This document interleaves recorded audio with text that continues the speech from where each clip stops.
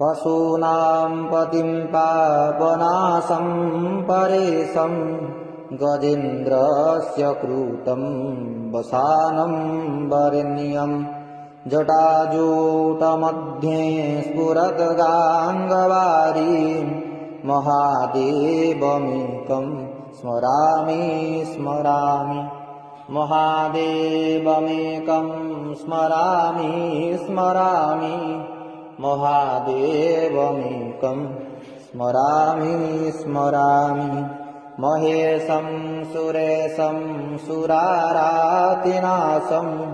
विभुं विश्वनाथं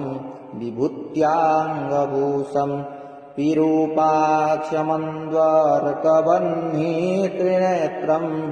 सदानन्दमीढे प्रभु पञ्चवक्त्रं सदानन्दमीढे प्रभु पञ्चवक्त्रं सदानन्दमीढे प्रभु पञ्चवक्त्रं गिरीशं गणेशं गणे नीलवर्णं गजेन्द्राधिरूढं गुणातीतरूपं भवं भास्वरं भस्मनाभूषिताङ्गं भवानीकळत्रं भजे पञ्चवक्त्रं भवानीकळत्रं भजे पञ्चवक्त्रं भवानीकळत्रं भजे पञ्चवक्त्रं शिवाकान्तशम्भो शशाङ्कार्धमौळे महेशांशुलिं जटाजूटधारिन् त्वमेका जगद्व्यापकविश्वरूपः प्रसीद प्रसीद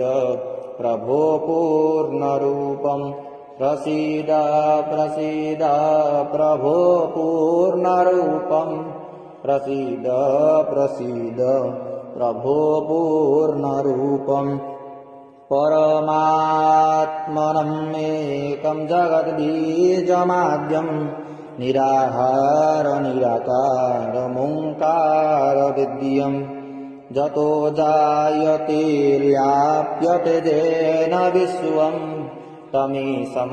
भजे लीयते यत्र विश्वं न भूमिर्न चापो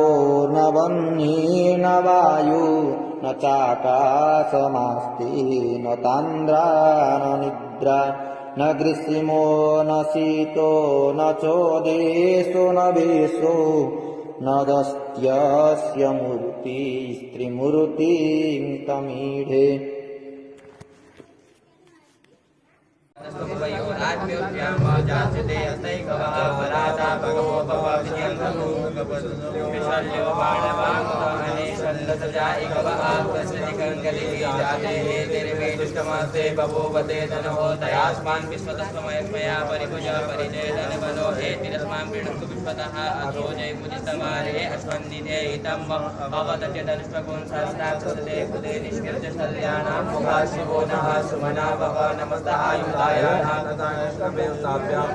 नमो भाव्यां तवदन्वने मानो महान्तमुतमानो अर्वकं मानव सन्तमुतमानव क्षितं वा मानो वदेहि पितरं